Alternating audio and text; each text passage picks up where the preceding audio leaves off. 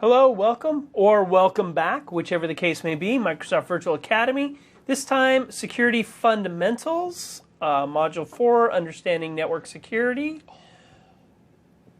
I'm here with Christopher Chapman. I am Thomas Willingham, and we are here to help our audience. I'm just here to silently stare in awe and wonder. Make things awkward? Yes. That is my role. So we're here to understand network security further, more. Well, we're here to help better. them understand it. Well, yes. I mean, I'm hoping maybe we can understand it more afterwards, but I'm hoping there's not too much of, oh, that's how that works. By the way, not a good thing to do in a class full of people when you're teaching something. Oh, that's awesome. I didn't even know I didn't know it did that. That's crazy. Might lose a little bit of credibility. Just a smidge. A little. Depending on the importance of the feature. Exactly.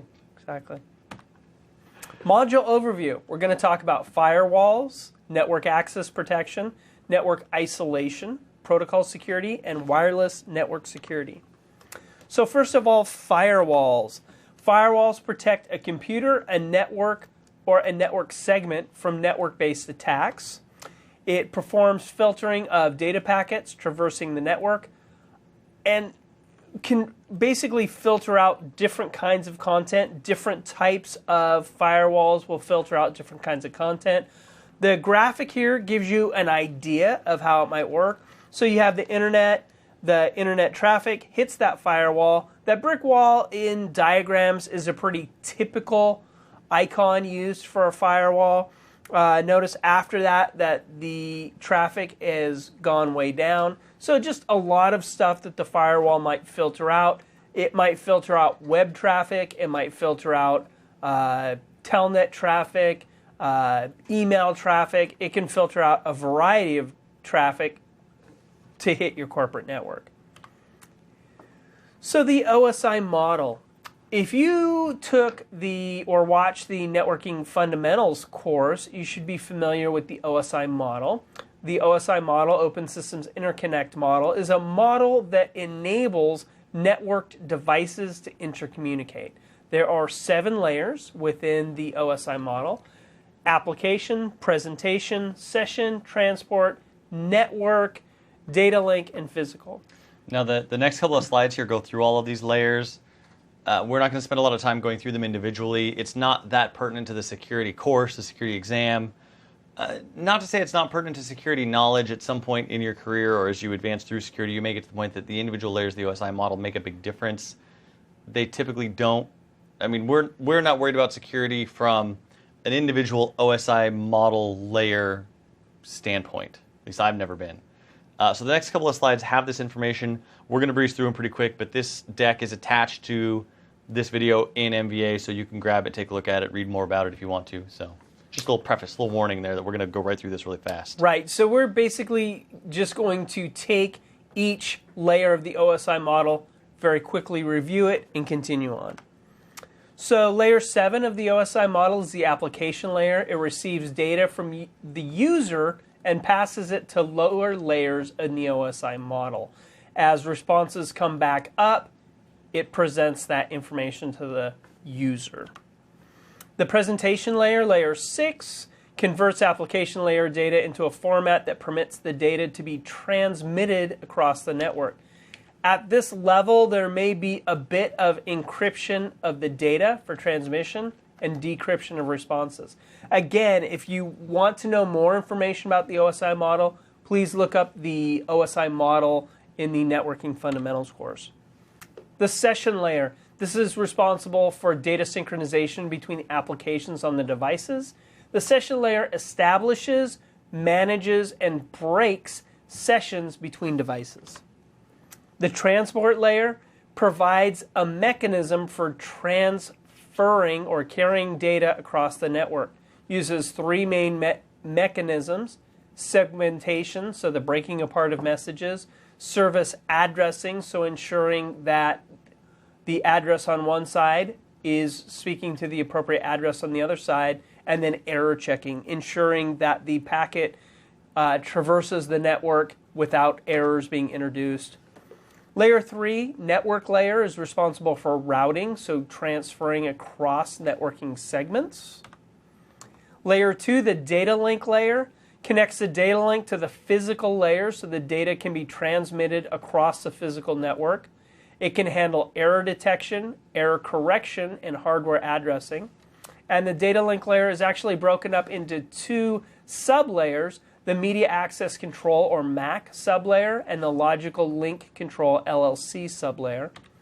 And then the physical layer is the actual, layer 1, is the actual physical topology of the network. Ethernet, token ring, fiber. So basically, said it again. Not that much, though. It's I'm trying to, like I said, trying to wean it out. So it defines the physical characteristics of the network media. The OSI model data flow. So this shows you how a packet at the top of the model here.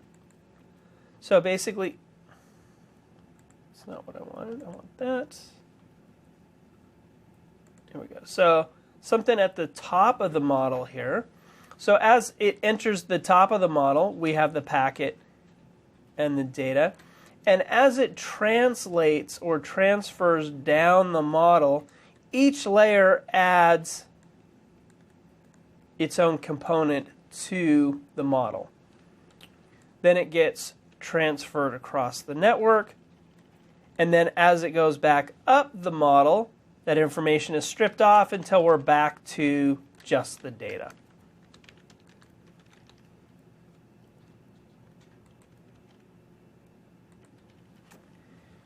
Packet filtering firewall. This is the first generation firewall. It specs packets at layer 3, the networking layer, based on rules that define what types of packets are allowed or denied to cross the firewall. Very simple, straightforward packet filtering. Circuit level firewall. Second generation firewall, similar to packet filtering, but operates at layers 4 and 5.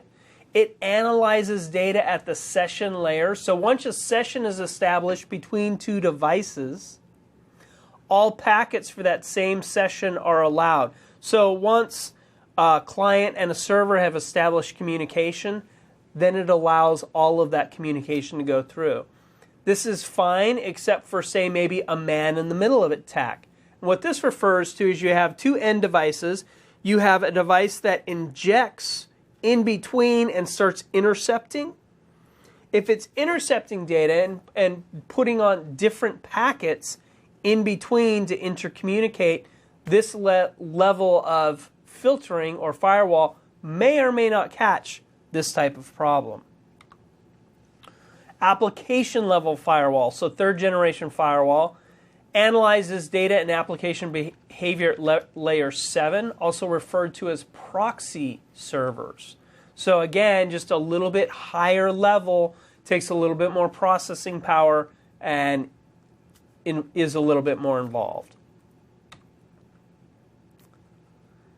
So in the next... And to keep it simple, our last bullet. The last bullet. Most modern firewall products work as a mix of all 3 generations.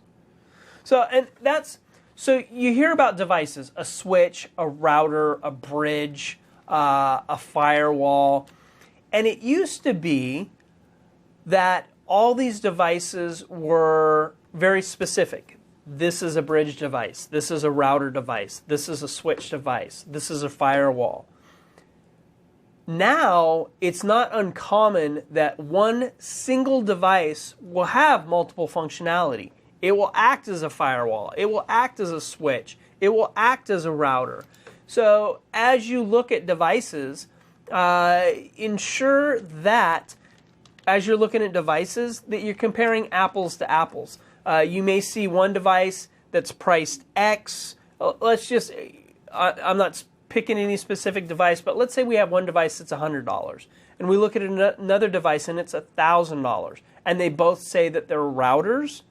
Well, maybe the $100 router is just a router, and the $1,000 router is not only a router, it's a switch, it's a firewall. So really look at the products and dig into what they have in them, so to ensure that you're comparing apples to apples. So host firewall and network firewall, so as devices are intercommunicating here. The host firewall, this software protecting a computer from network-based attacks, also known as a personal firewall. So a host or your individual client computer.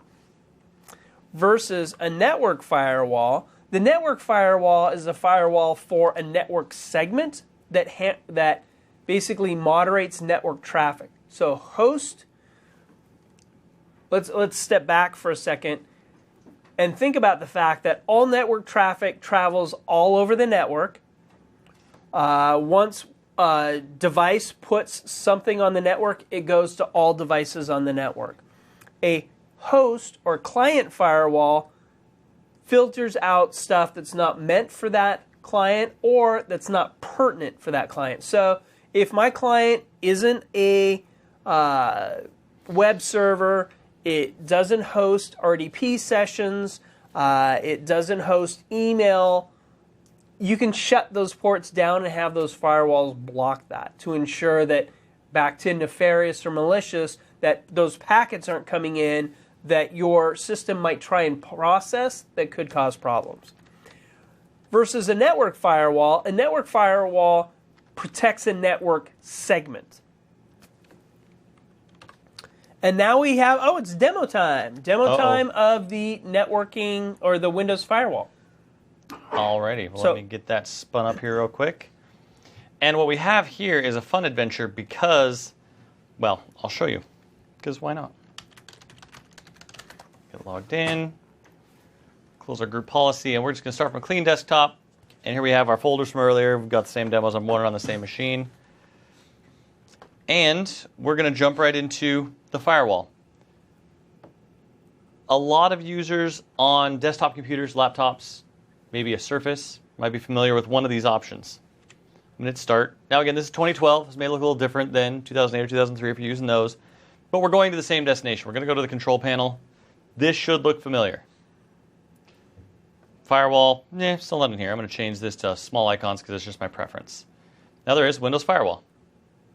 This, relatively straightforward, connected. It shows you your different profiles and your connections. I can allow an app or feature through the Windows Firewall.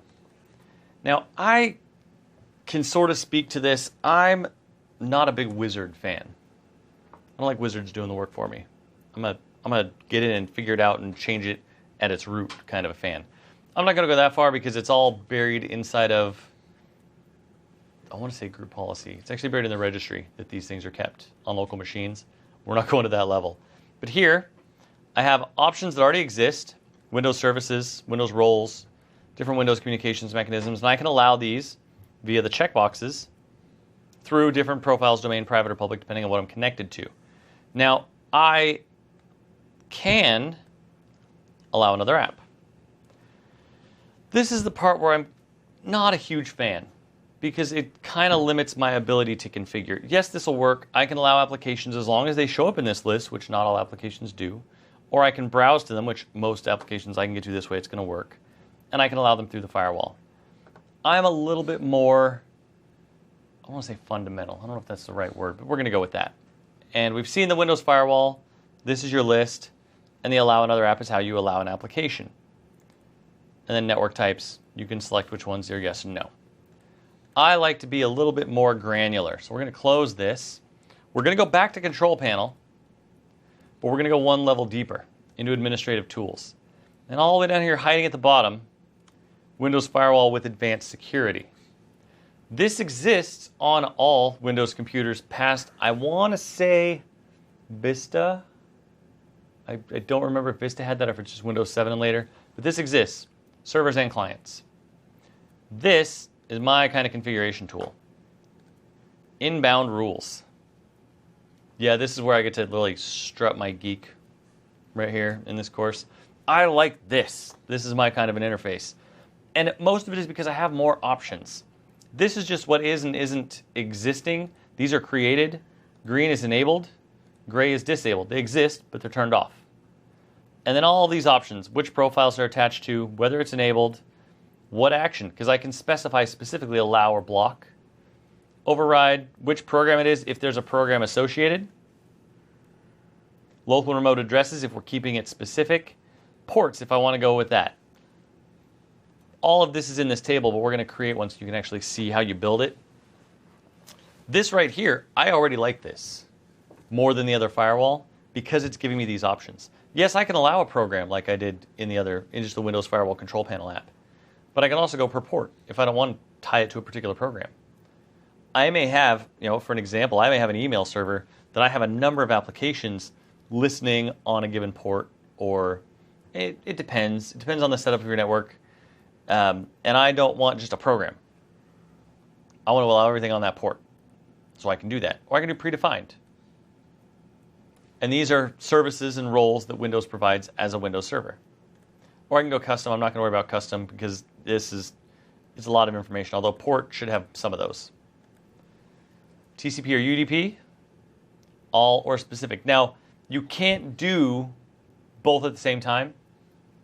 So if you were to want to allow a port that needs TCP and UDP, there are programs out there that need access to a port on both of those protocols. You'd have to create 2 rules. But again, it's granularity. I'm okay with granularity. And then you give it a port. Let's say 80. I don't mind opening a web port on this isolated non-network connected VM. Allow if it is secure, and this is IPsec based. We're not going to get into this. This is a security topic and a terrific security topic, but it's a more advanced security topic. So this is going to be covered in the MCSA course series, the 410, 411, 412. Or I can block it. I can flat out say, do not allow this. Now, typically, what's the word I'm looking for? A lack of a rule is a block. If I'm not explicitly allowing it, it's not allowed. But there may be, let's say there's a program that I'm allowing. That program may communicate on multiple ports, but I don't want it to communicate on, in this case, port 80. So I'm blocking port 80. Now that may interrupt the communication or the functionality of that program. But again, I don't use program rules very often in the firewall. I'm going per port to make sure I know what's going on. Allow is the easy option. Profile, do we want it to apply to all? No, if this is connected to a public network, if I'm in an airport, we'll visualize instead of a domain controller, this is my laptop or even my desktop at home. If for some reason it detects it's not connected to my home network, maybe I've taken it somewhere else. I hate to go here, but anybody watching this may have participated in a LAN party from time to time. Yeah. And if I take my desktop, which I do run a domain at home, because again, we're strutting the geek right now. If I take that desktop away from my house and I'm no longer connected to my domain, I'm going to plug it in somewhere else, it's going to come up as public. I don't necessarily want all my friends browsing content on my computer. So I can uncheck this box as I'm blocking these ports and then give it a name. I don't have anything more creative right now because it's just an example. Done. Now in this list, port 80. And done. And that's the more complicated Windows firewall. And that's pretty much it. That's the 2 of them. You can modify anything that exists. Core networking. You want to change this, you can.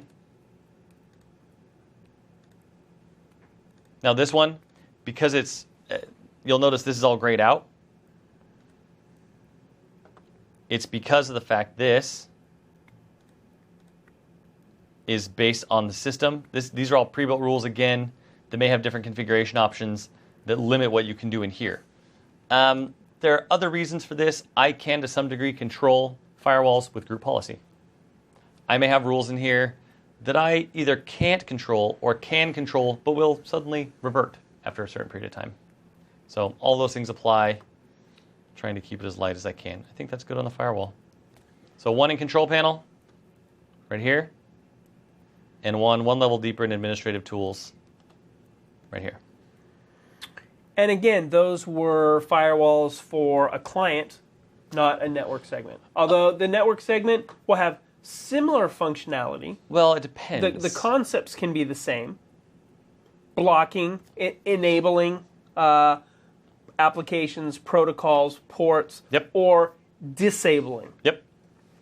And technically, since you can use a Windows server as a router using routing remote access services, I could end up in an interface very similar to that to actually control the flow of network traffic across segments. Not a likely scenario, but it's possible. Okay, so network access protection, sometimes referred to as NAP.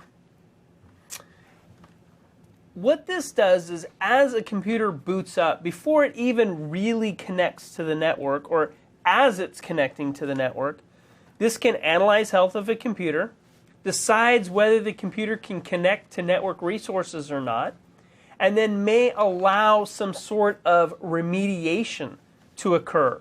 So a computer gets booted up, it goes through the rule checking. Does it meet criteria? Does it not meet criteria? If it meets criteria, it connects to the network. If it doesn't meet criteria, you can set it up where it gets sent to an area for remediation to enable it to come back into compliance.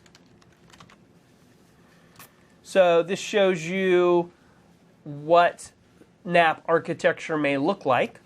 We have our Active Directory here, our internal network, our perimeter network, internet, VPN server. So as the system boots up, it may not meet the requirements to get on the internal network, so it gets sent to the remediation network with WSUS and antivirus servers that enable it to become back into compliance.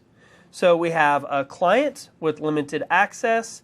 It then has the ability to come into compliance from those servers. We have a NAP client, once it meets compliance, able to access the internal network. Again, this is levels of security within the system, because if you have a computer that boots up and is infected, it doesn't meet compliance somehow, it can wreak havoc on the network. What this does is as the system comes up, it says, you know, I'm not even going to let you on the network because you're not in compliance, and push it off to another network. NAP enforcement, there's IPsec enforcement, 802.1x enforcement, VPN enforcement, and DHCP enforcement. So there's different levels of enforcement using the system. Network isolation. Basically with VLANs enabling a computer to be isolated from the rest of the system, disabling it or disallowing it to communicate with those other systems until it comes back into compliance. A virtual network, virtual LAN, separated logical networks managed by a single physical switch. Switches provide connectivity at layer 2, so the data link layer. Switch traffic is faster than router traffic and can be used for isolation. So when you look at VLANs, they actually run on the same physical hardware. So the computer Christopher and the computer I am working on could be on the same physical network, but divided by VLANs, virtual networks, at which point that even though we're on the same physical network, we still might not be able to intercommunicate. Routing connects different network segments. It's provided at layer 3, analyzes destination and source packets, and then decides how to get the packet from basically its origin to its destination. Excuse me, it uses a routing table to decide this option. So think of like a map. You have a map to get from point A to point B. The routing system is the one that looks at the map and says, oh, okay, how am I going to get from point A to point B using whatever method that the router is set up to use. So this routing slide here shows you how data can be sent from one router to another. And what would happen if one network segment goes down? Let's actually kind of do that again here. That was kind of slick. So we have data here being sent across the network from the client to another client. Here we see in the second example one of the network segments down, and yet they can still intercommunicate using a different channel. IDS and IPS, these are security technologies. Intrusion detection systems, IDS, and intrusion prevention systems, IPS. An IDS system is a solution designed to detect unauthorized user activities, attacks, and network compromises. Is the device being accessed inappropriately? If so, it's detected and basically the oh no's are sent up. Oh no's, somebody's informed, they can take appropriate steps. An intrusion prevention system is similar to IDS, except that in addition to detecting and alerting, IPS can also take action to prevent a breach from occurring. So, a specific type of issue is occurring, IPS can actually take steps to mitigate the possible problems. Honeypots. A honeypot is a trap for hackers. It's designed to be a system on your network that hackers can access, that you can start to collect data on. So you have this system that you're not overly concerned, well, you're not concerned about the data on it at all. And as you see somebody attack the system, you can evaluate how they've attacked it and use that information to better secure other devices on your network. A honey net is basically a series of honey pots on a network that creates a more realistic attack environment.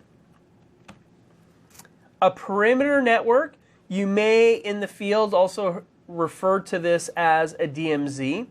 Perimeter network is an isolated network, serves as basically a buffer between two networks, often used between the public network and a corporate environment. Can be implemented using one or two firewalls. If you look at the next slide here, you see this kind of sandwich perimeter network where it's between multiple firewalls. So, let's see here.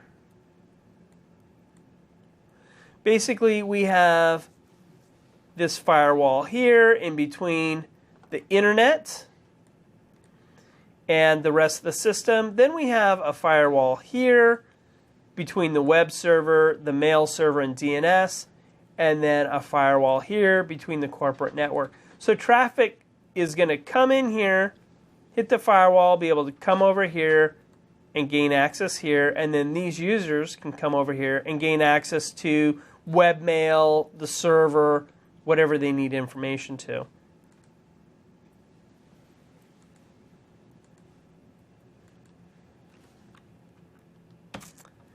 This is an example of a single perimeter network.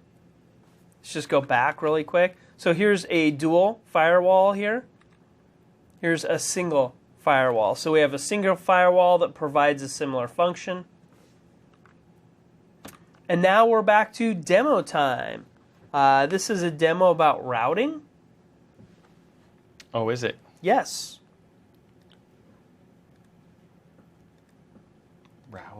Routing. Well, what I will do, because again, you hear the word routing. We've talked about routers. We've talked about firewalls. We've talked about traffic in and out. Routing is a complex. Well, it's like security. There are people whose entire jobs is routing. You guys have heard of Cisco, right? Everybody? I assume you've heard of Cisco once or twice. You guys, I'm talking to the guys back in the back here. We're not supposed to talk about them. We all know Cisco. Never heard of them. So what I am going to show you is, well, let's dive into a little bit of server fundamentals here. I'm going to open up Server Manager. This again is 2012. This may look a little bit different than what you've got, but the idea is the same. We're going to add some roles and features. Add roles and features. Role-based installation. That's the computer we want. All the way down here.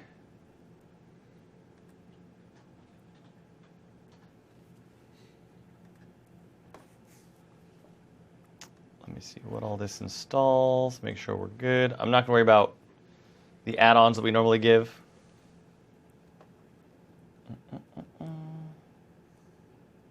So, and something you'll notice, this is another change in Server 2012. This is just remote access. It's not routing and remote access like it used to be. You may have noticed that. but it is still routing. Next. And this installs very quickly, so I don't have to worry about this taking a half an hour and I was just sitting here doing nothing. And you'll see little mentions. While Microsoft is very able to change a feature name and really change it in the interface, that phrase, that word, that title may be documented approximately 1 billion places on Earth. You may see some interchangeability. Direct access and RS VPN into a single management console. We're not going to worry too much about that. We're just going to get this running. I'm going to turn off. Oh, let me hold off on that. Direct access and VPN I don't want. We're just worried about routing. I'm going to turn this feature off. It tells me because I'm turning that off, I can remove some of the prerequisite features that were added when I added the remote access role. No, not, but what? It doesn't want to let me do just one or the other. I can turn off routing. I can't turn off direct access and RAS without having routing. It's not going to let me do it. So next, that's fine. We're going to take the role services it gave us. We're not worried about customizing that at all. Let's get this up and running, and this will get done. The problem I'm going to have with this demo, it would take forever is the biggest problem. Setting up routes, setting up RAS servers, getting two of them to talk to each other, especially with networks behind them, a little complicated. But we're going to at least take a look at the interface for using Windows as a router if you choose to do so.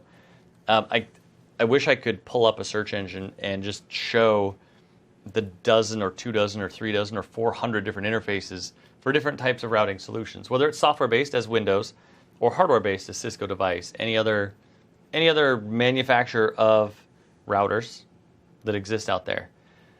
And another pointer, something we mentioned before when we talked about, what was the topic we were talking about? Just a couple of minutes ago. Firewalls. Routers, by definition, do a certain thing. A lot of devices these days, whether or not they're called a router, may do some routing. And some things called routers may do other things that aren't routing. I'm not going to be nitpicky about defining each of those different things, and you're usually not going to see that on a test, on an exam, on something that is really pertinent. Just know that you're going to see a lot of overlap. Gateways, switches, routers, they all sort of share some functionality. And because of that, because everybody makes them, there are 100 different devices with 100 different interfaces, and this is the only one I can show you in a demo, is ours. So is that installed? Oh, did I close? Oh, good, I didn't. I thought I closed Server Manager for a second. This actually gives me the status of the install while it's happening. I don't have to sit and wait for it. Although my flag's not. Oh, good. Server Manager's hung up. Awesome. Love it when demos do that. There we go. Oh, still thinking about. There we go. So it's still installing. I can come back and check this. There we go. Succeeded. Close that. Where's the ta-da? Ta-da! I wish any of these tools would do that when things finished. It would say ta-da. Routing remote access. So now it appears in our tools menu.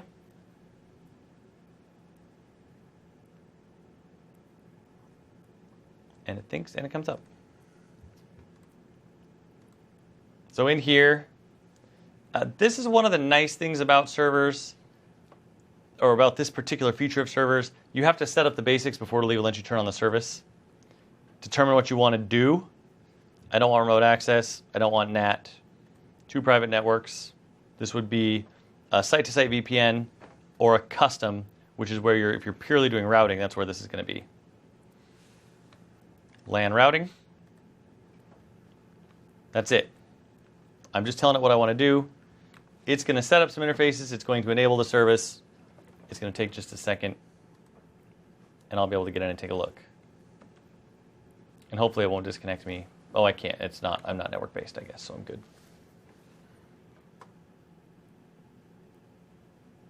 And we're up and running. Now, in here is where I set different interfaces. Again, we're talking about routing, so I'm probably on a server with more than one network interface card, or NIC, that's connecting to those multiple networks. This is where I can see what those are. I can get into some information. These ones aren't. It's all pre-built, or what came with the server, basically. And in here I can build my routes if I want to.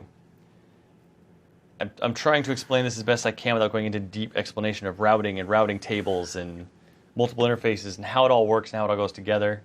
For now, this is the interface you're going to see. You're going to get your server, your multiple network interfaces, your static routes if you want to build them, which if you're building this server to service 2 Network segments, you're going to build static routes. They're going to be pretty simple. New static route, destination, mask, and the gateway to get to it on a given interface. And usually, again, you'll have more than one interface as determined up here. Cancel that, come up here.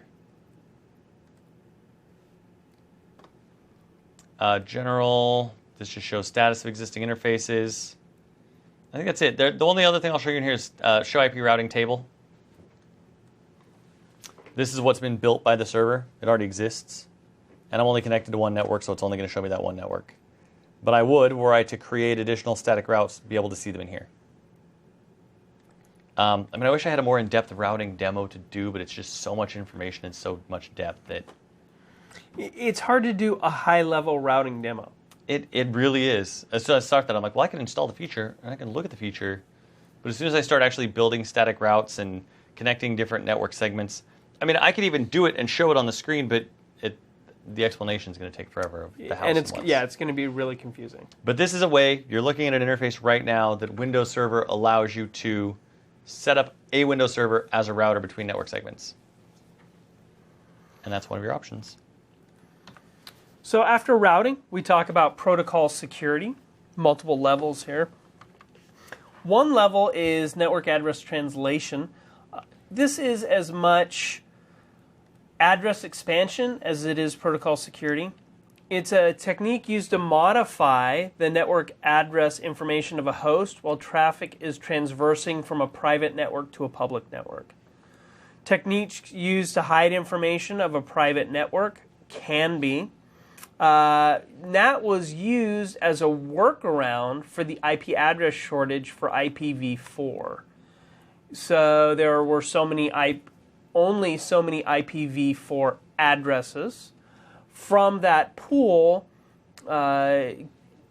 public-facing addresses became smaller, so they introduced NAT as a method to have one public-facing IP address for your corporate system or your home-based network. From that single address, you could put the NAT device facing internally. That NAT device manages all the addresses internally and allows your internal devices to be external facing. Two types of NAT, static and dynamic. They're pretty much what they say. Static NAT is the ability to explicitly give an address to an internal device. Dynamic makes it like DHCP in the fact that a dynamic address is given. DHCP, I basically threw that term out but didn't define it. Dynamic Host Configuration Protocol. If you want to know more about that, again, back to networking fundamentals. I was just about to chime in and say, actually, we have a place to learn more about all those. But yeah, it's terrific. Virtual private network. If you are on a public-facing network, the internet, and you need access to company resources, a VPN can be one method that allows you to do this. We talked about tunneling as a method, one method of encryption. So you have your client-server communication over the internet. VPN creates a special encrypted channel between the devices that allows those two devices to intercommunicate without other devices being able to look in and see what those sessions look like. IPsec, Internet Protocol Security, standards-based protocol suite designed for securing Internet Protocol communications. It's also a component of IPv6, Next Generation IP Protocol, authenticates and encrypts each IP packet in an IP data stream. So we mentioned that IPsec briefly in the, what was I looking at? I was doing a demo, the firewall demo. Firewall demo. You can do there's the allow on the block and there's allow when secured, and that's an IPsec feature. And IPsec operates at the network layer, the OSI model. Secure Socket Layers, SSL. This enables secure communications with web services. And? Key VPN protocol used today is SSL TLS. Yeah, main alternative to IPsec for implementing a VPN solution. A couple of years ago, SSL and TLS became sort of the preferred method for VPNs. Some VPNs over the older PPTP, L2TP. It's just an easier to implement solution for VPNing. Secure shell. So there's the ability to, from one system, create a session to another system, and the secure shell protocol is a protocol to create a secure channel to enable this communication. It says for secure remote login and other secure network services over the network. Can be used for a number of applications across multiple platforms, including Unix, Windows, Mac, and Linux. Tunneling, we've talked a little bit about tunneling when we talked about IPsec and VPNs. Encapsulation of one network protocol within another. Tunneling can be used to route an unsupported protocol across a network or securely route traffic across an insecure network. VPNs use a form of tunneling when data is encapsulated in the IPsec protocol. And as Christopher mentioned, he just mentioned point-to-point protocol and layer 2 tunneling protocol with IPsec. DNS security extensions, DNSSEC, adds security provisions to DNS so computers can verify that they've been directed to proper servers.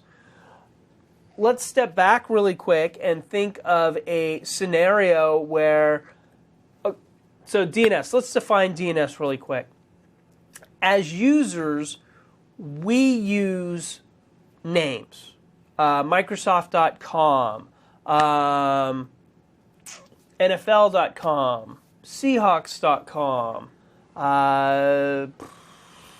Bing.com. So we use those to gain access to a web server. DNS is a system that translates that username to an IP address, which is what the internet is based off of. So now let's go back to our scenario. Scenario, I as a user try to go to Microsoft.com. I somehow gain access to a malicious DNS server. So instead of redirecting me to Microsoft.com, it redirects me to another malicious site with nefarious intent. There's a lot of that insecurity. There could, A yes. lot of nefarious intent going on. Yes, yeah, and that's what we're trying to mitigate, is we're trying to mitigate malicious and nefarious activity. We need to add a keyword counter to these things so that as we use the words that have come up, we get little numbers on the screen. Bing, keyword count 5 for today. Yep, I think the keyword for today is nefarious. I think nefarious is good. I like and then it. mitigate, which was actually in the content. It is. So DNS security extensions creates a more reliable intercommunication system between a client and a DNS server.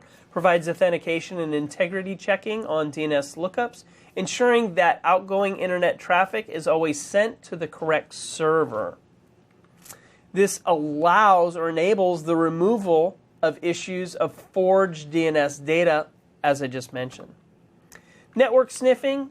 We talked about the fact that a network sniffer can be used for good or it can be used for bad, depending on what you're doing with it. You can use it to trace information on your network. What does your network traffic look like?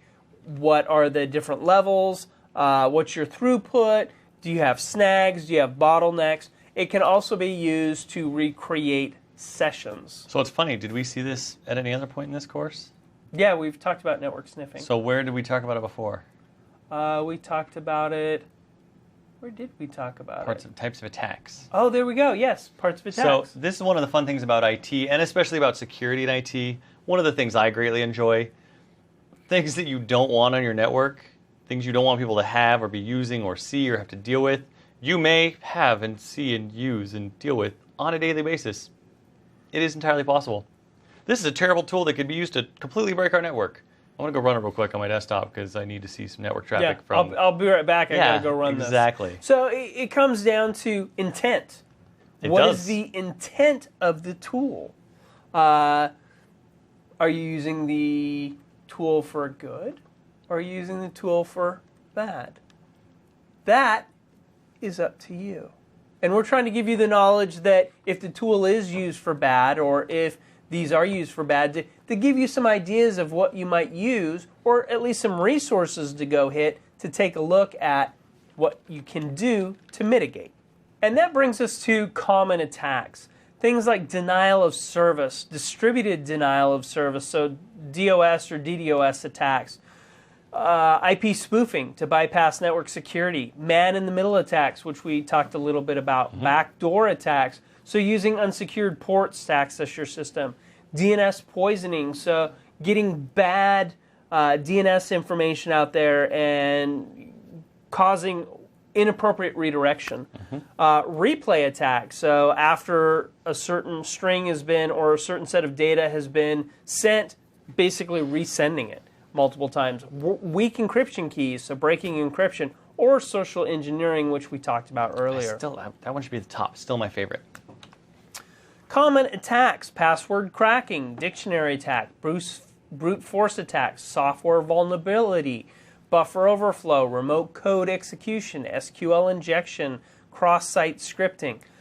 These are all, like, we could spend a day just on these common. We could spend a week on these common attacks. I know developers that you talk about software vulnerability and buffer overflows and remote code execution in weeks. These are actually really, really interesting topics. And if you're interested, I would say dig into them further. At this point, we're just barely scratching the surface. But we're trying to make you aware of these issues so you have the ability to go and research further. Well, in some of these, on this page, the first three, password cracking, dictionary attack, and brute force attack, those are the things that are going to be covered potentially in an objective domain for security fundamentals. This is not a developer-oriented course. This is an infrastructure-oriented course.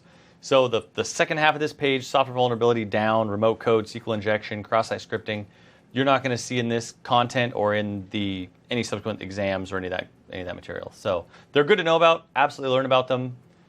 They'll make you able to annoy the heck out of any developers you have that are friends or coworkers, which is terrific. But for the sake of this, the first three are the big ones, and the previous page. Wireless network security.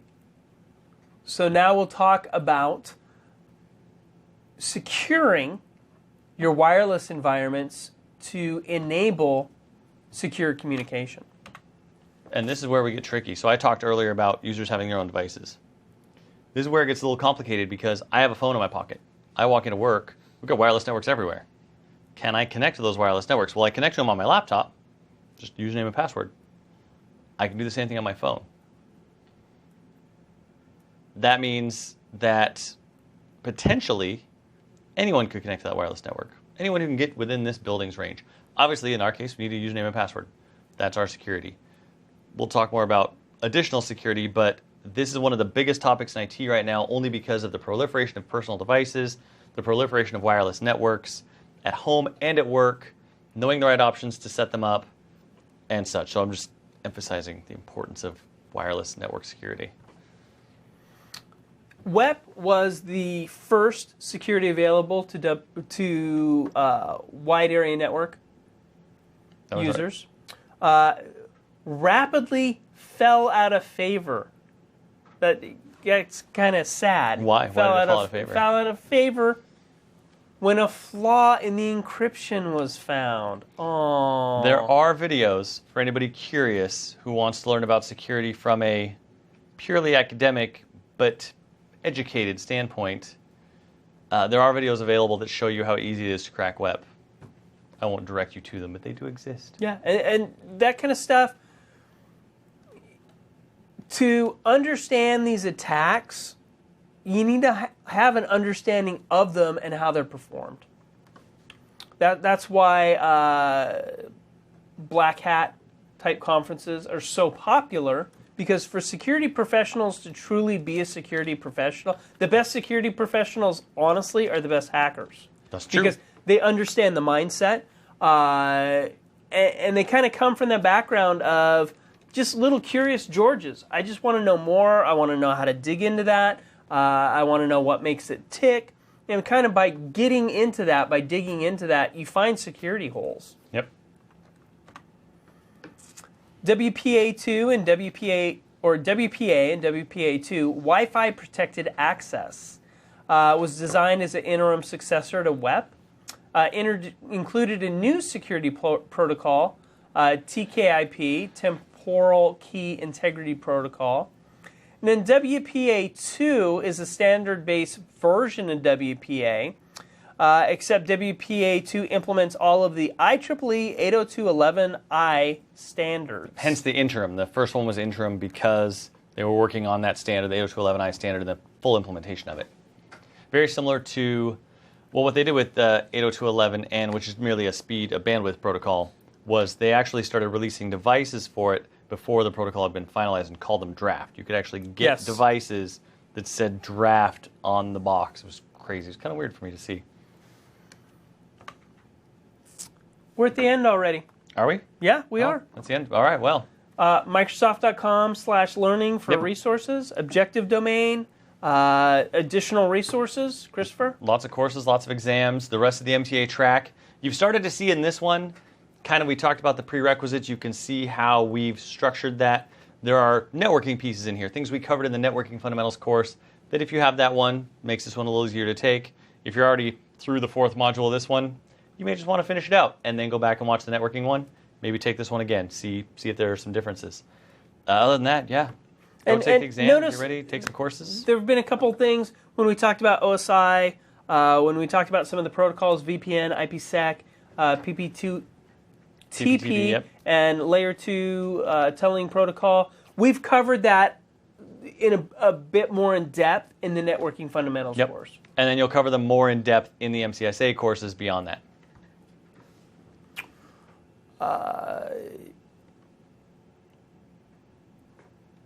I don't know. We're being flashed information on the screen, and oh, that's terrific. This actually is awesome.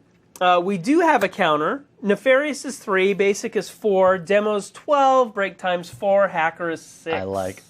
It's good. I think it's basic though, not basically. So our producers are doing some good things for us back in the back here. We're only as good as the people behind the scenes, and we have some damn fine people. That's what we Can got I say right there. damn fine? I think so. Okay. I don't have any reasons that we can't. Yeah, there we go. Damn fine. There you go. I said it. So we'll be back.